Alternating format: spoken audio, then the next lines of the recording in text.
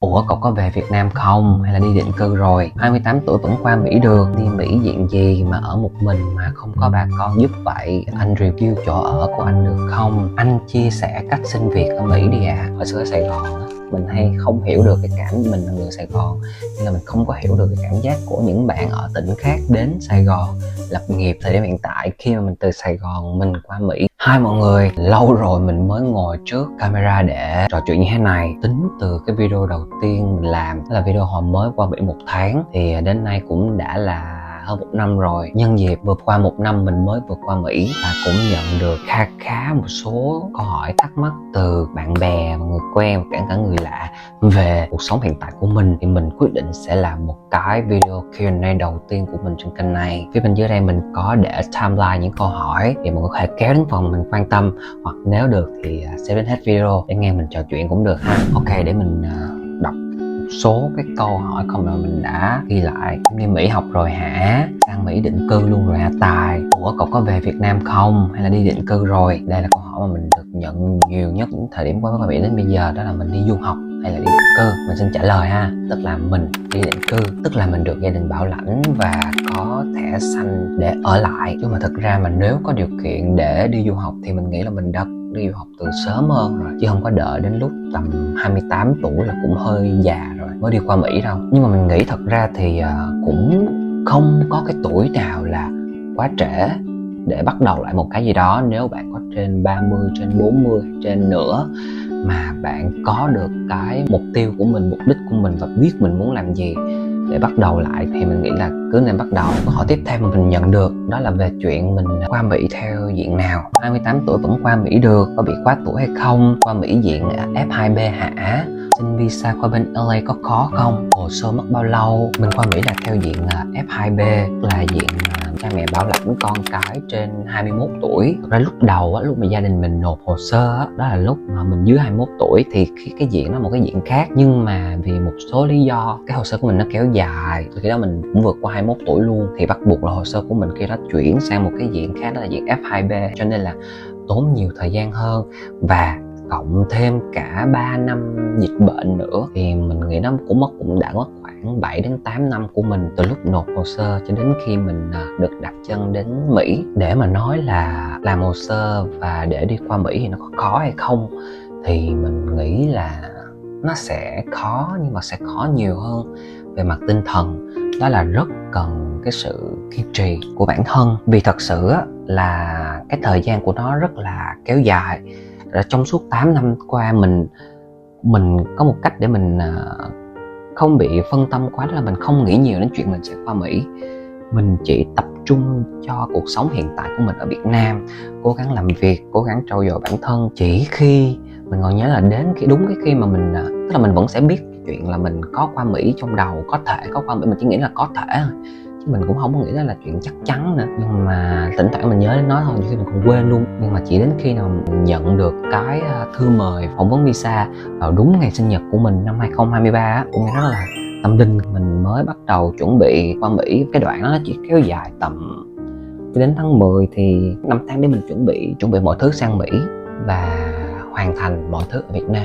Cho nên nếu mà có một cái lời khuyên cho cái chuyện này thì mình nghĩ đó là đừng nghĩ quá nhiều, cứ tập trung cho cuộc sống hiện tại trước đã. Tại vì nếu mà cứ nghĩ đến chuyện đi Mỹ rồi cứ chờ đợi rồi tưởng tượng đến chuyện qua Mỹ sẽ như thế nào thì mình sẽ không làm được gì hết ở Việt Nam, và mình còn cảm thấy rất là mệt mỏi vì thời gian chờ đợi kéo dài.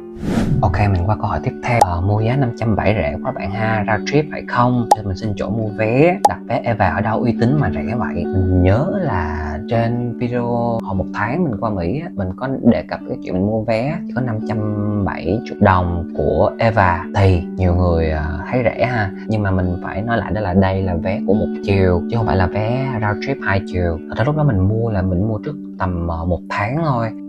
Mình cũng không chắc là cái việc là cái 570 đồng đó là nó có phải là rẻ nhất chưa. Tại vì mình nhớ là nếu mà săn sớm hơn, ví dụ mình đi săn khứ hồi luôn á, mà từ vài tháng trước đó, thì có khi là cái giá 570 đồng đó là giá dành cho vé khứ hồi chứ không phải 1 chiều như mình. Thì đó giờ là mình mua vé thì mình ở Việt Nam cũng vậy, mình cũng chỉ mua online chứ mình không có ra đại lý. Online thì mình so sánh giữa các app với nhau, thì cái thời điểm đó là mình so sánh giữa cái app đó là Traveloka và Trip.com. Thì lúc trước đó thì mình hay mua Traveloka hơn, nhưng mà ngay cái thời điểm đó mình mua vé thì Trip.com lại rẻ hơn, nên là mình mua của Trip. Và nhân tiện nói về chuyện mua vé thì mình nghĩ để có lời khuyên, mình khuyên đó là từ Việt Nam đi qua Mỹ sẽ luôn có một cái chuyến trung chuyển trước, từ Đài Loan, Nhật Bản hay là Hàn Quốc gì đó mới bay qua Mỹ. Nếu được thì chúng ta nên mua vé mà cái thời gian trung chuyển nó ngắn thôi, đẹp nhất là tầm 4 tiếng 5 tiếng, rồi để cho mình vừa có thư thái để mình chuyển giữa chuyến này qua chuyến kia, mà cũng có đi thả vòng vòng đi sân bay để xem chút xíu, mà cũng không có bị gấp quá. Chứ mà nhiều người sẽ chọn cái vụ rẻ hơn tầm 100 đồng hay là vài chục đồng gì đó, mà thời gian đợi lên tới 10 mấy tiếng, 20 tiếng thì nếu như không có đi ra ngoài được thì nó cũng hơi bị mệt lúc mà mình đợi. Câu tiếp theo là về thủ tục ở sân bay. Anh làm thủ tục ở sân bay có nhanh không? Lúc ở sân bay Mỹ bảo vệ có hỏi gì nhiều không? Ở sân bay có wifi free hay không? Rồi lúc xuống Mỹ cảnh sát hỏi mình câu gì? Mình thì mình tới LAX là ở Nam Cali, thì vào là sẽ có wifi free liền nha, nên là mình có thể kết nối với lại điện thoại wifi để mình liên lạc với người thân ngay lập tức. Cái thời gian đợi làm thủ tục thì mình nhớ hôm đó là nó cũng giữa tuần, cho nên là chỉ tầm khoảng 30 phút cũng nhanh lắm. Bởi vì là người ta hỏi gì thì mình nghĩ riêng cái diện của mình đó là cái diện mà cha bảo lãnh con và nó có thẻ xanh 10 năm, thành ra là mình nghĩ cái diện này nó đã khá là hiển nhiên rồi, cho nên là người ta cũng không hỏi gì mình nhiều hết trơn á, chỉ hỏi confirm lại, xác nhận lại cái địa chỉ để gửi thẻ xanh, và sau đó là họ nói là chào mừng đến nước Mỹ thôi. Còn những cái chuyện khác thì mình nghĩ là mình không rành để mình có thể chia sẻ về cái thông tin này. Nhưng mà nếu như mà một người lớn mà họ đến mà họ không biết tiếng Anh thì mình nghĩ là trước khi đi nên chuẩn bị trước một cái tờ giấy và ghi cái câu là cần thông dịch viên tiếng Việt, nhưng mà ghi bằng tiếng Anh để có thể đưa cho nhân viên ở đó hay là ai ở đó. Nếu được thì họ sẽ kiếm thông dịch viên tiếng Việt để mình có thể trả lời, để mình trả lời chính xác hơn. Câu hỏi tiếp theo: sống ở LA một mình hả? Sao em đi Mỹ diện gì mà ở một mình mà không có bà con giúp vậy? Ở Cali hả? Qua một mình hả? Hay qua với gia đình? Đây là những câu hỏi là mình nhận được về cái chuyện mình ở đây như thế nào. Yes, mình qua Cali, cụ thể là Nam Cali, và mình ở một mình.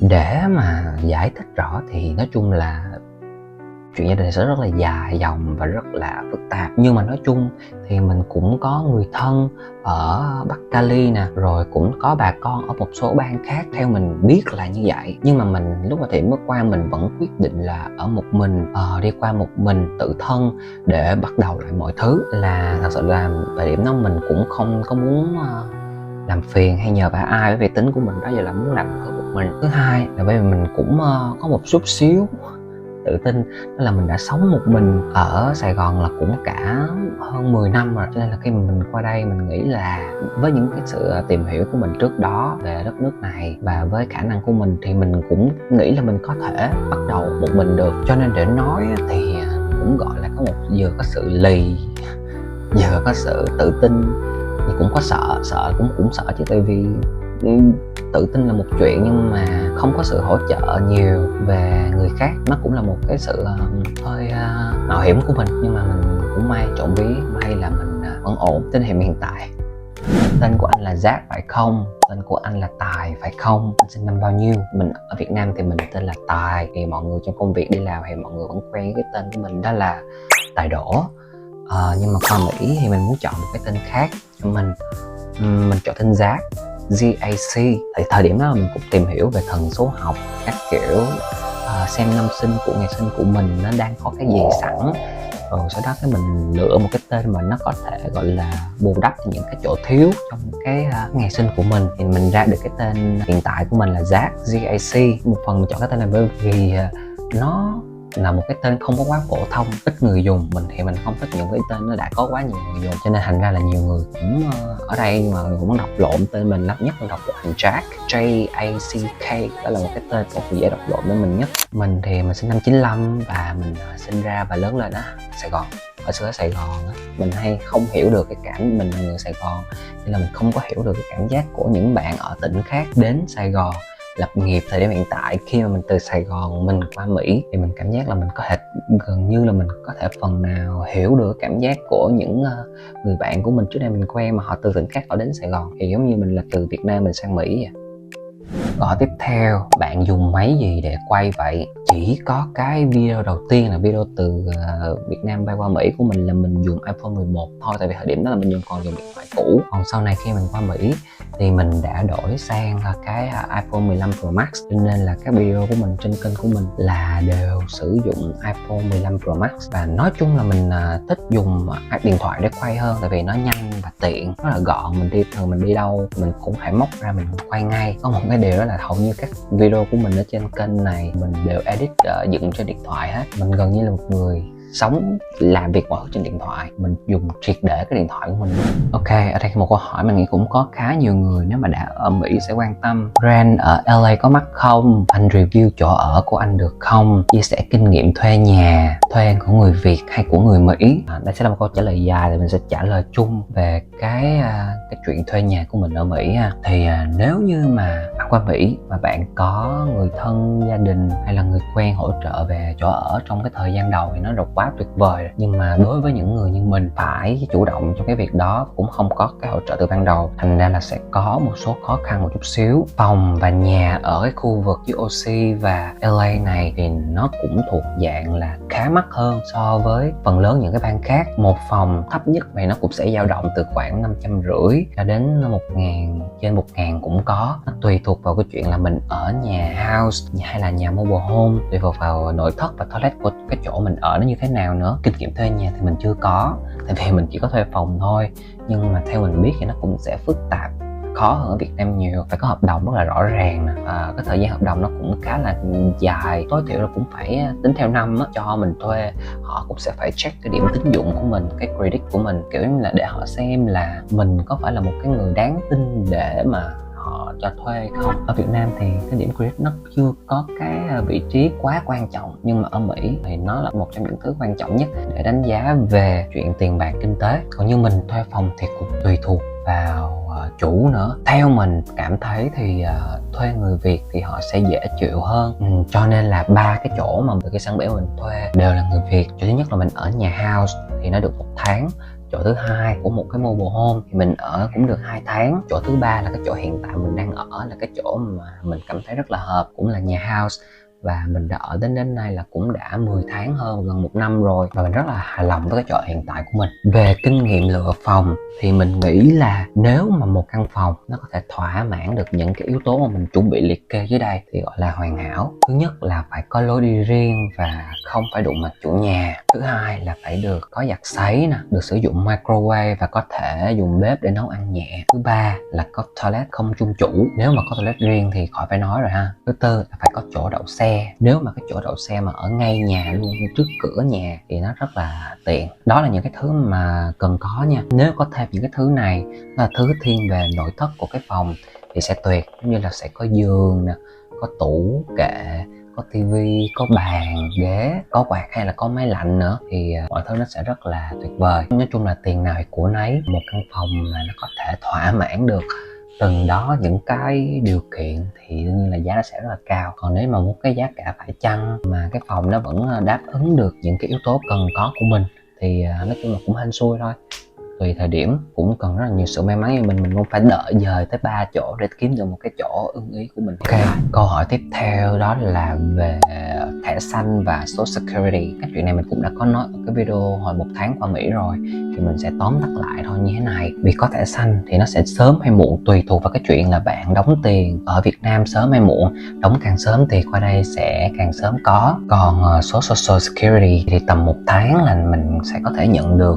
Nếu như mà tới khoảng 1 tháng mà bạn vẫn chưa có nhận được cái đó là có thể nó đã bị lạc rồi, thì mình nên liên hệ office mà người ta làm về cái đó để mình xin cấp lại, cái đó thì mình mới đi làm và khai thuế được. Ok, câu hỏi tiếp theo đó là về chuyện đi làm, học hành ha. Qua đó có học lại không? Tính làm gì chưa? Có đi học hay đi làm luôn? Riêng câu này thì mình sẽ trả lời theo cái kinh nghiệm của cá nhân, và mình không nói đây là cái lời khuyên dành cho tất cả mọi người, vì mỗi người sẽ có một định hướng và suy nghĩ khác nhau. Thì ban đầu mình cũng có sự phân vân giữa việc là nên đi học hay là nên đi làm. Sau đó mình cũng nghĩ đó là nó sẽ cũng tùy thuộc vào ngành. Nếu những cái ngành mà bắt buộc phải đi học giống như là luật sư, kỹ sư, bác sĩ thì đó là những ngành mà cần phải qua trường lớp. Và đương nhiên là ở môi trường ở Việt Nam với Mỹ đó là hai cái môi trường khác nhau, thì mình nghĩ những cái bạn mà theo cái ngành đó, các bạn phải cân nhắc với cái chuyện là phải đi học lại. Còn riêng đối với cái ngành của mình đang theo ở Việt Nam, đó là ngành PR, truyền thông, social media, rồi content giải trí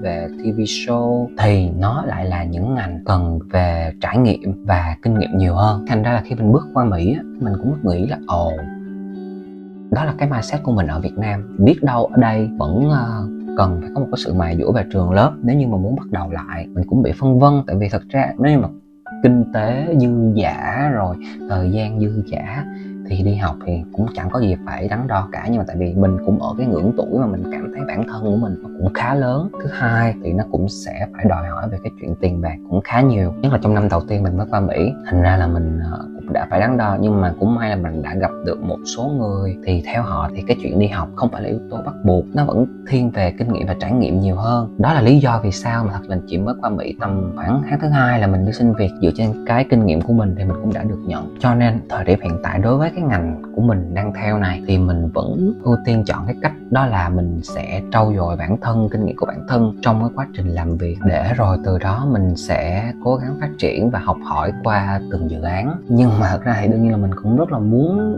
được đi học nếu mà có thể. Sau này nếu có cơ hội để được học thì mình vẫn hoàn toàn muốn cân nhắc cái chuyện đó.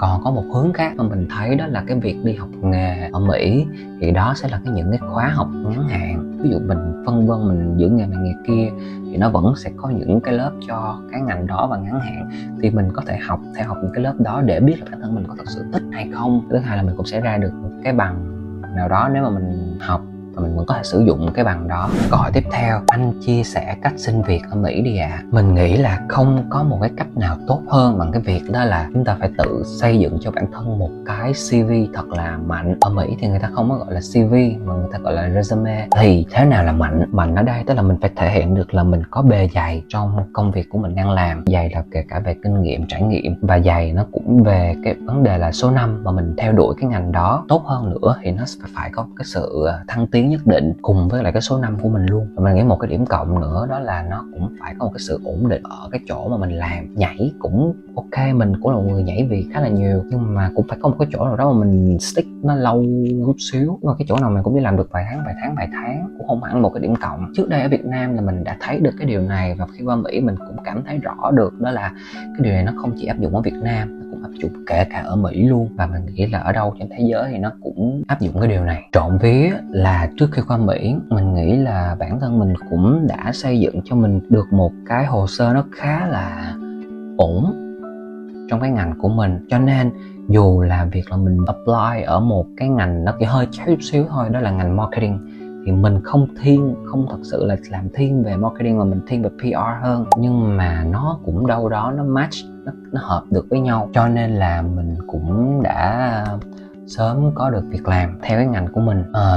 Để mình nhớ thì mình nghĩ là thời điểm này năm ngoái mình cũng là thời điểm mà mình bắt đầu gửi hồ sơ đi một số nơi. Mình có được 3 bên kêu đi phỏng vấn, 2 công ty Mỹ và một công ty là chủ Việt Nam. 2 công ty Mỹ nó lại thiên về sale marketing hơn, công ty Việt Nam thì nó chỉ thuần về marketing thôi. 2 công ty sale marketing đó thì mình cũng đã được nhận và họ cũng đã offer mình để làm việc, nhưng mà thời điểm đó mình lại không tự tin về cái chuyện sale và cũng không có thoải mái lắm về cái chuyện sale. Mình hơi bị hướng nội. Thời điểm đó mình cảm thấy mình cũng còn mới quá, mình cũng chưa có tự tin sale ở Mỹ lắm. Mình đã chọn làm việc thuần về marketing ở một công ty hiện tại mình đang làm về furniture, và tính đến nay mình cũng đã làm việc tròn 1 năm rồi đó. Cho nên có thể nói là mình cũng cảm thấy bản thân cũng khá là may mắn khi mà vừa mới qua Mỹ là mình đã kiếm được việc làm một công việc về văn phòng office, và nó cũng đúng với lại cái sở trường của mình luôn. Còn một điều quan trọng nữa ở Mỹ thì mình nghĩ đó là chắc chắn là phải là tiếng Anh rồi. Tại vì bạn ở Mỹ mà bạn không biết tiếng Anh thì đương nhiên nó sẽ là một cái bất lợi. Có được tiếng Anh thì mọi thứ nó sẽ dễ dàng cho mình để mình giao tiếp hơn và để mình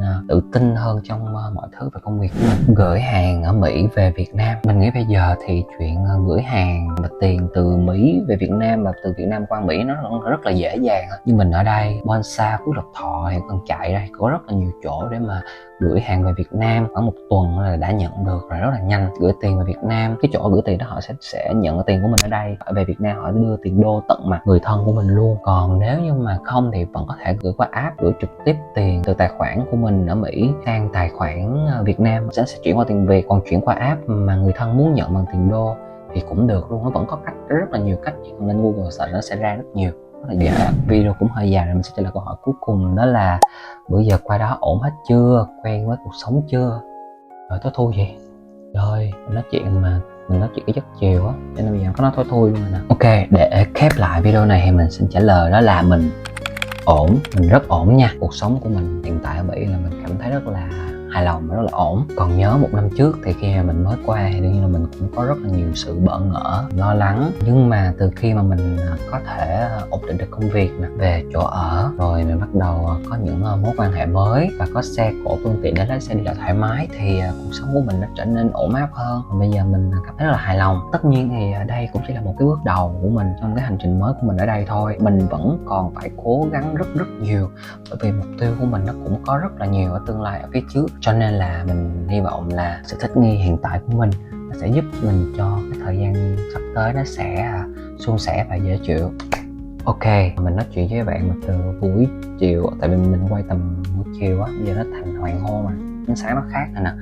Hy vọng là video này nếu như mà không mang lại được nhiều thông tin hữu ích cho ai đã xem đến đây thì ít nhiều cũng cho bạn được những cái chia sẻ mà rất là thật từ những trải nghiệm của mình. Mọi người nếu như có câu hỏi gì thêm cứ đặt câu hỏi với mình nha. Khi mà câu hỏi nó đủ nhiều thì mình sẽ gom lại để mình trả lời cho mọi người vậy nha. Bye.